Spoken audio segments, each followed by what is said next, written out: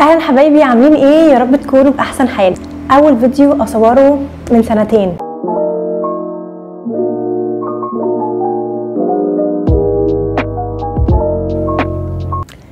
الموضوع صعب بصراحه ان انا ابدا، بس عاملين ايه؟ يا رب تكونوا باحسن حال. الفتره اللي فاتت عديت بتحديات كتير جدا وحاجات خلتني ان انا اوقف شغل او ابعد عن اي حاجه انا بحبها، فبدات واحده واحده اشتغل على نفسي، اطور من شغلي، اطور من نفسي، وقررت ان انا ارجع تاني واعمل معاكم كل الحاجات اللي انا بحبها. والحمد لله لسه مكملين في الديكوباج ولسه بنعمل ورش. والجديد بقى ان الحمد لله بقيت كوتش علاج بالفن، اخدت دبلومه، وان شاء الله في الفيديوز الجايه ان شاء الله هنتكلم اكتر عن العلاج بالفن باذن الله. مجهزه لكم افكار كتير جدا ومحتوى كده فني والوان وحاجات كتيره جدا. بقى اكتبوا لي تحت في الكومنتات لو انتوا حابين فيديوهات معينه نعملها مع بعض، او نجرب مع بعض فن جديد، او اي فن حابين نتعلمه مع بعض. اكتبوا لي تحت في الكومنتات عليه، او اعملوا لي منشن في اي فيديو انتوا حابين ان احنا نعمله مع بعض، وباذن الله هقرا كل الكومنتات ونعمل. لو انتوا اول مره تشوفوني فانا صفصافه، كوتش علاج بالفن، وبقدم محتوى عن الفن والاعمال اليدويه والاعمال الفنيه وكل ما يخص الهدوء والاسترخاء والحاجات اللي هي الروقان دي،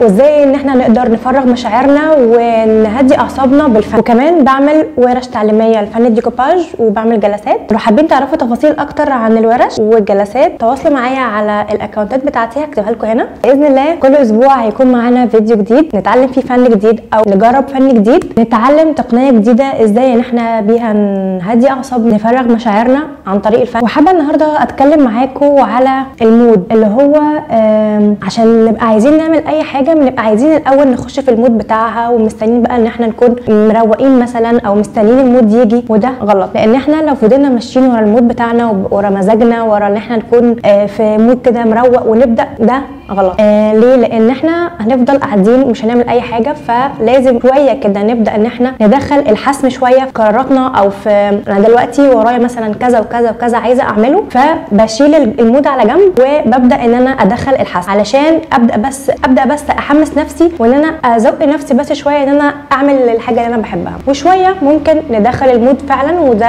ممكن بقى لو الالتزام مع المود هيعلي طبعا الشغل كتير جدا ويخلي في كواليتي احسن. بس لو احنا مش قادرين وحاسين ان احنا مكسلين ومش قادرين نعمل، ممكن مره نقعد ونريح وكده وندي لنفسنا شويه راحه. بس الاحسن ان احنا المره اللي بعديها لو حاسين برضو ان احنا بنفس الكسل دوت، يفضل ان احنا نحمس نفسينا ونقوم واحده واحده. هنلاقي نفسنا ان احنا دخلنا جوه مود الشغل والحماس جه كده وانطلقنا يعني. بس احنا طول ما احنا بنطبطب على نفسينا ونفضل قاعدين ومستنيين المود بتاع الشغل او مود التصوير او مود اي حاجه احنا عايزين نعملها يجي، فده للاسف هيكسبنا اكتر واكتر. فلو احنا مثلا مره عايزين نحس ان احنا عايزين نريح من الشغل او عايزين نفصل، ندي ده لنفسينا ونريح اعصابنا ونعمل كل حاجه. بس المره اللي بعديها لو حسينا بنفس الاحساس نقول لا، انا هقوم، ويكون مره اهميه للمود، المره اللي بعديها ادي اهميه اكتر للحسم والالتزام. فحابه جدا ان انا في اول فيديو معاكم اقول لكم النصيحه دي واقولها لنفسي اولا، وبالفعل عملتها وقمت صورت معاكم كمان، لان كنت مأجله الخطوه دي